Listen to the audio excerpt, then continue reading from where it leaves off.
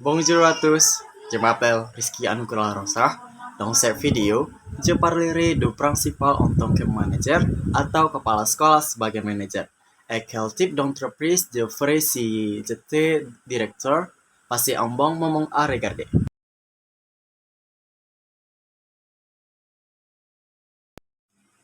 Principal en tant que leader. Un leader est quelqu'un qui a des traits de leadership, de personnalité ou d'autorité. Il respecte et autorité sur ses subordonnés en raison de ses compétences et capacités et soutenu par son bon comportement. Les dirigeants doivent également être capables de diriger des organisations formelles et informelles, ainsi que d'être un modèle pour leurs subordonnés. Habituellement, le leadership est du type participatif et a une philosophie de leadership pour le subordonné. Nah, maksudnya adalah kepala sekolah sebagai pemimpin. Jadi pemimpin itu adalah seorang yang mempunyai sifat-sifat kepemimpinan personality atau authority atau berwibawa. Jadi di kepala sekolah ini disegani dan memiliki wibawa terhadap bawahannya karena kecakapan dan kemampuan serta didukung oleh perilaku yang baik. Nah, jadi pemimpin juga harus bisa memimpin organisasi formal dan informal serta menjadi panutan bagi para bawahannya. Biasanya kepemimpinan ini adalah bertipe partisipatif leader dan berfalsafah pemimpinan untuk bawahan. Lalu kepemimpinan dalam bidang pendidikan lebih mengarah kepada pendayagunaan seluruh potensi organisasi serta memposisikan bawahan sebagai penentu keberhasilan pencapaian organisasi, maka sentuhan terhadap faktor-faktor yang dapat meningkatkan moral kerja dan semangat untuk berprestasi menjadi fokus utamanya. Jadi sehingga pemimpin memiliki fungsi dasar mengarahkan dan menggerakkan seluruh bawahannya untuk bergerak pada arah atau tujuan yang sama. Lalu tugas pokok kepala sekolah ini sebagai pemimpin ini adalah mengatur situasi, mengendalikan kegiatan kelompok atau organisasi atau lembaga, dan dapat menjadi juru bicara kelompok.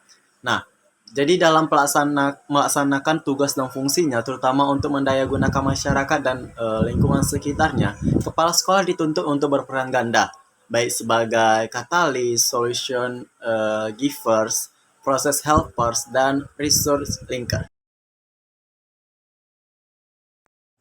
Gorton et Alston dans le livre intitulé School Leadership et Administration, important concept casus study et simulation affirmant que managers are people who do things right, or leaders all people who do the right things on and good manager handle the routine daily job. Atau dalam bahasa Prancisnya adalah le manager sont de person qui font le bonne chose, sont le leader de toute le person qui font le bonne chose, et le bon manager qui rend le tâche quotidienne routinier. Yang artinya, manajer adalah orang-orang yang melakukan hal-hal dengan benar, adalah pemimpin semua orang yang melakukan hal-hal yang benar, dan manajer yang baik menangani pekerjaan rutin sehari-hari. Nah, jadi ada fungsi kepala sekolah sebagai manajer ya. Jadi fungsinya itu adalah pertama itu perencanaan atau planning.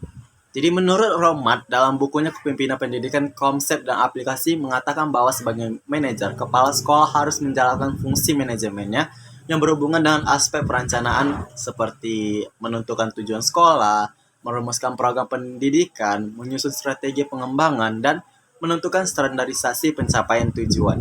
Fungsi yang kedua adalah pengorganisasian atau organizing. Jadi masih dalam buku Wajo Sumijo, menurut Stoner ada 8 macam fungsi seorang manajer dalam suatu organisasi. Pertama, bekerja dengan dan melalui orang lain. Kedua, bertanggung jawab dan mempertanggungjawabkan. Ketiga, mampu menghadapi berbagai persoalan meski waktu dan sumber daya terbatas. Yang keempat, berpikir realistis dan konseptual. Yang kelima, menjadi juru penengah. Yang keenam itu berpikir seperti seorang politisi. Ketujuh, mampu menjadi diplomat. Dan yang terakhir adalah kedelapan, mampu mengambil keputusan sulit. Fungsi yang ketiga, penggerakan atau actuating. Penggerakan ini adalah aktivitas seorang manajer dalam memerintah, menugaskan, menjuruskan, dan mengarahkan serta menuntun bawahan dan personil organisasi untuk melaksanakan pekerjaan-pekerjaan dalam mencapai tujuan. Kriya atau hasta karya atau kerajinan tangan ini adalah kegiatan seni yang menitik beratkan pada keterampilan tangan dan fungsi untuk mengolah bahan baku yang sering ditemukan di lingkungan menjadi benda-benda yang tidak hanya bernilai pakai, tetapi juga bernilai estetis. Nah, jadi usaha yang akan saya lakukan adalah usaha dalam hasil kerajinan tangan siswa, di mana jenis kerajinan tangannya adalah gantungan kunci dari kain flanel. Oke, jadi kalau kita membuat suatu usaha ini, harus ada namanya tahapan usaha. Jadi pertama tahapan usahanya yaitu membuat rancangan. Jadi di membuat rancangan ini, tahap awal membuat kerajinan tangan adalah membentuk rancangannya. Jadi rancangan bisa berupa gambar yang menggunakan pena atau berbentuk digital ya. Rancangan ini akan menjadi dasar pembuatan kerajinan tangan. Di dalam pembuatan rancangan ini terdapat dua hal yang harus diperhatikan. Yang pertama itu tema dan bentuk desainnya. Tema yang dipilih akan mempengaruhi warna bahan, sedangkan bentuk desain akan mempengaruhi alat dan bahan apa saja yang akan digunakan dalam pembuatan kerajinan tangan nantinya. Tahapan kedua yaitu menyiapkan alat dan bahan. Jadi jika rancangan sudah ditentukan, tahap selanjutnya adalah menyiapkan alat dan bahannya. Pastilah ya kan ada alat dan bahannya. Jadi bahan harus sesuai dengan kerajinan apa yang akan dibuat. Contohnya untuk membuat gantungan kunci, maka bahan yang digunakan adalah kain flanel. Tahapan yang ketiga yaitu membuat benda berdasarkan rancangan dan penyelesaian akhir atau finishing. Jadi setelah alat dan bahan sudah siap, tahap selanjutnya adalah membuat benda berdasarkan rancangannya.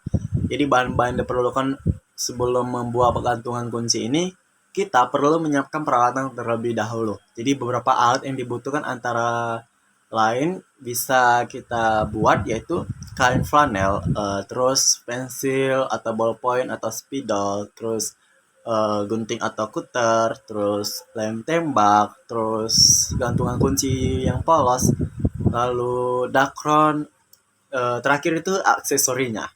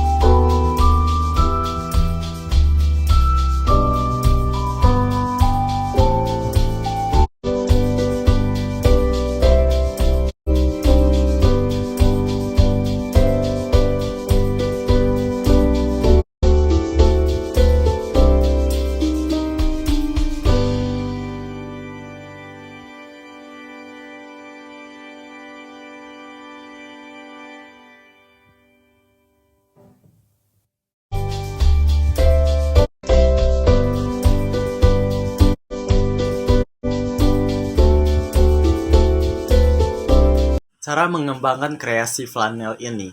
Yang pertama, yakin dan optimis. Kenapa yang saya harus bilang yakin dan optimis? Karena supaya dalam menjalankan usahanya lebih semangat dan tidak ada keraguan lagi. Apapun bentuk usaha bisnis yang kita jalani dengan penuh keyakinan, maka mudah akan menghasilkan sebuah karya yang bagus dan memiliki nilai jualnya. Yang kedua itu, paham mengenai peluang. Jadi, jika kita memahami peluang, maka usaha dari flanel ini akan maju dan berkembang. Kita wajib mengamati produk yang berbahan kain flanel ini seperti apa yang layak dijual dan dibutuhkan banyak orang. Sebagai contoh nih, jika di lingkungan kampus, maka kain flanel dapat kita buat dengan memproduksi gantungan flanel. Memahami peluang produk yang dibutuhkan jelas akan memudahkan kita dalam memasarkan dan menjalankan usaha flanel kita lebih cepat. Yang ketiga nih, perhatikan kerapihan hasil produknya.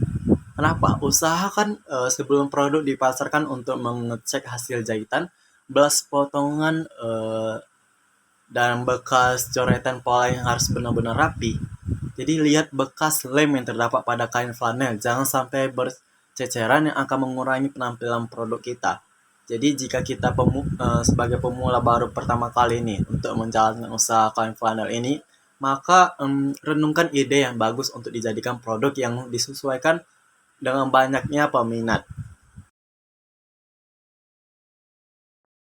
Oke, jadi dapat ditarik kesimpulan ya, yaitu kesimpulan yang saya buat adalah dengan memahami tugas dan peran kepala sekolah sebagai pemimpin dan manajer, diharapkan kepala sekolah mampu menerapkan pokok-pokok tugasnya di lingkungan sekolah. Sebagai pemimpin, kepala sekolah harus mampu menjadi teladan bagi bawahannya.